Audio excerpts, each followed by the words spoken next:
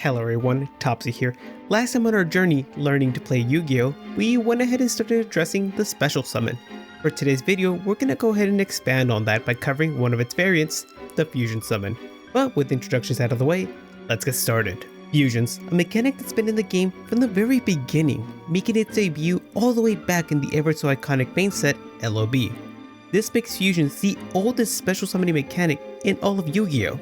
But regardless of just how dated this makes the mechanic look, it still manages to be a very powerful and very prevalent mechanic in the current meta, seeing play in powerful decks such as Branded, Runic, and even Tearlament. But enough preamble, let's actually get into explaining what exactly a fusion is and how exactly it's performed. Essentially, a fusion summon refers to a non-inherent special summon meant to bring out a, fusion monster. Fusion summons usually require the use of 2 or more specific monsters listed on the fusion monster. Those monsters are usually referred to as fusion material. But in addition to the fusion material, we also need a way to perform the fusion summon, therefore needing a fusion card, something like polymerization.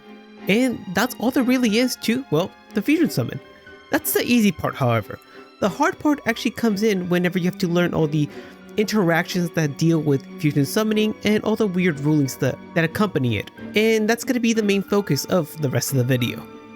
But before I get into covering all the weird rulings of the fusion summon, there's one last thing I want to bring up, and that is contact fusions. For all intents and purposes, the contact fusion is borderline identical to the regular fusion, but there's a couple of underlying differences. And because of that, these two types of fusion summons are technically considered their own unique mechanics. The big difference between these two special summons is that the contact fusion is an inherent special summon that only needs to meet a certain condition in order to be performed, while the traditional fusion summon is an inherent special summon that requires an outside card to perform the summon. This makes contact fusions more akin to cards like Xyz, Synchros, and Links. Furthermore, another big difference between the two is that contact fusions are incapable of using a card like Polymerization, the universal fusion spell. This can be seen whenever you read any contact fusion. They all read something along the lines of, this card cannot be summoned by polymerization. However, I still intend to cover the both of them in the same video, since as established earlier, they're a lot more similar than they are different. But with that established, let's dive in.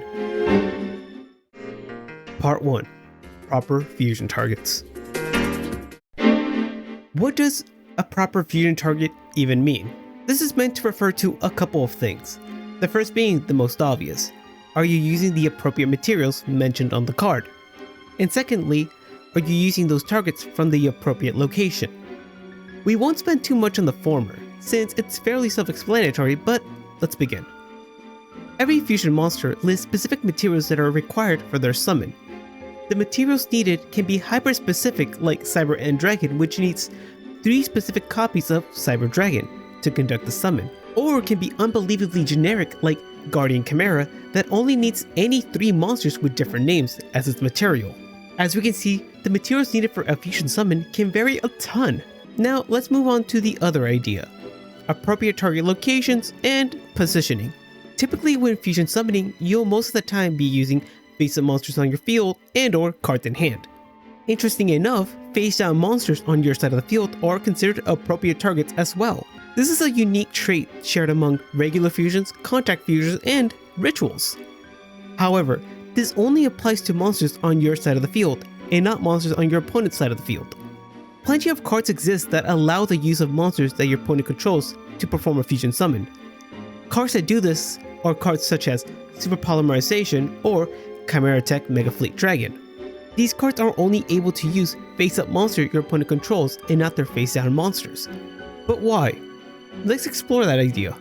There's a certain concept that exists in the game of Yu-Gi-Oh! Known as public knowledge. The idea behind public knowledge is that your opponent is privy to certain information during any point of a duel. This information includes things such as your opponent's life point total, number of cards in their hand, cards in deck, cards in extra deck, as well as the contents of your opponent's grave and their face-up banish pile. However, public knowledge does not include information such as the contents of your opponent's deck, extra deck, hand, face-down banish pile, or any other set cards. It's important to establish this because it aids us in understanding why exactly set monster your opponent controls can't be used for fusion summons. And yes, this even includes set monsters that you already know the identity of. This is merely just a rule of the game and it's absolute. The only way to bypass this rule would be if you had a card that read something along the lines of, you can use set monsters your opponent controls as material, and to my knowledge, no card exists that's able to do that. At least yet. But let's continue. So, in addition to face down monsters, what other monsters are considered valid targets? Well, for starters, tokens and trap monsters are also considered viable targets for a fusion summon, given that they meet the appropriate material conditions listed on that fusion monster. To conclude the segment, I want to cover all the appropriate locations a monster can be used for a fusion summon. We've already established that the hand and either side of the field were appropriate targets for a fusion summon, via cards like Polymerization and Super Polymerization, but that's barely scratching the surface of just how many different areas we can fuse from. For instance, we have a card like Miracle Fusion and Necrofusion, which allow the use of monsters in the grave and field to be used as fusion material given that you've banished those monsters. We also have a card like Cyberdark Impact, a card that uses monsters from hand, field, or graveyard as material as long as you shuffle those monsters into the deck.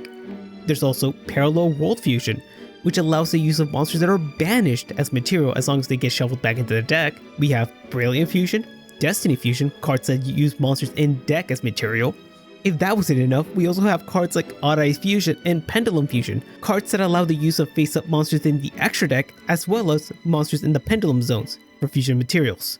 But you get the idea, there are numerous ways to perform a fusion summon. However, this doesn't apply to contact fusions. And this is because contact fusion, as we established earlier, is an inherent special summon that needs to meet a certain condition on field or elsewhere in order to be performed. As of right now, there are 3 unique ways that I can think of that a contact fusion can be performed. Those being shuffling materials into the deck a la Gladiator Beast and Neos, banishing materials on field or graveyard like ABC, or by sending face-up monsters on the other side of the field to the graveyard just like the Chimera Tech monsters. Part 2. Fusion Substitutes. Since we're already on this concept of appropriate fusion targets, let's cover a certain type of monster in the game that attempts to make fusing a lot easier. These monsters are usually referred to as fusion substitutes, which the name's pretty on the nose as to what exactly they're meant to do. So what exactly is there to cover? Well, at first glance these monsters seem fairly self-explanatory. I mean, what could be so complicated about them? And you know what, that deduction would be pretty spot on. For the most part, fusion substitute monsters are fairly self-explanatory.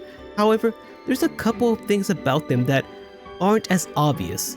For starters, when they can and can't be used. Let's explore that topic a little more. Contact fusions, in addition to being unable to use polymerization, they're also incapable of using these fusion substitute monsters. I know, wild. And the reason why is, well, the wording. Contact fusions are very strict about their summoning conditions, to the point that they use very specific language as to what exactly is allowed during their summon. Their summons always dictate that these specific monsters have to be used for their summon, meaning that these fusion substitute monsters, which only substitute, not become the monster, are unable to be used. However, there's a different type of card which isn't technically a fusion substitute monster, but functions similarly. These are cards like Elemental Hero Prismo, a monster that's able to change its name outright. And because of these special aspects of monsters like Prisma, they commonly saw play in decks like Gladiator Beast, a contact fusion deck, as a pseudo-fusion sub-monster. That's the only way a contact fusion monster was able to use monsters that could substitute in a sense. But let's get back on topic. There's a few more things about fusion substitute monsters that we need to cover. One of those being is that fusion substitute monsters can't be stacked. What this means is that if you're already using a fusion substitute monster for a fusion summon, you can't use another one as the other material. These cards can also not be used for fusion summon of a monster that has very strict fusion summoning condition, like Cyber and Dragon, that specifically needs Sidra as its material. Finally, these cards can also not be used for a fusion summon of a monster that has non-specifically listed names as their fusion materials.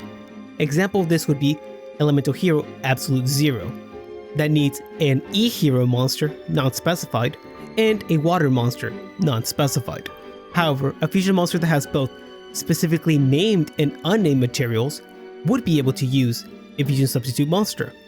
Cards like Frightful Tiger that needs specifically named Edge Jump Sabers and non-specifically named Fluffle monsters. In this example, the sub monster would only be able to substitute for the Edge Jump Sabers and not the Fluffle monster. Proper summon versus improper summon.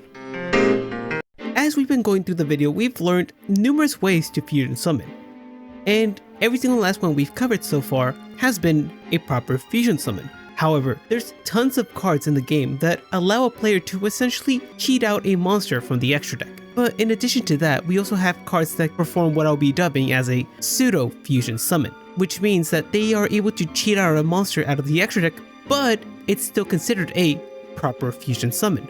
Let's break down how exactly can we identify whether or not a summon is proper or improper. We'll begin by a proper fusion summon. If you ever read a card that reads fusion summon a fusion monster by doing blank or something to the extent of that, congratulations, that is a proper fusion summon. However, if a card reads special summon a fusion monster or special summon a fusion monster by ignoring its summoning condition, then that right there, my friends, is not a proper fusion summon. We can see this in cards like Cyberstein, Waking the Dragon Lords, Metamorphosis, or Neo's Fusion. All these cards allow you to cheat out a monster out of the extra deck. But what about the pseudo fusion summon I mentioned earlier? Well, these cards tend to read pretty much exactly like the improper fusion summons, but with one big difference. They always make the caveat that this summon is always treated as a fusion summon. For all intents and purposes, these cards do quote-unquote properly fusion summon a monster, but they do so by cheesing the rules, therefore classifying them as a pseudo fusion. Cards like Insta Fusion and Ready Fusion are two great examples of the pseudo fusion summon. Both these cards properly fusion summon a monster, but they do so by cheesing the rules a bit. But why is any of this important to know? Well, it's because of the way properly fusion summoned monsters and improperly fusion summoned monsters interact when they leave the field.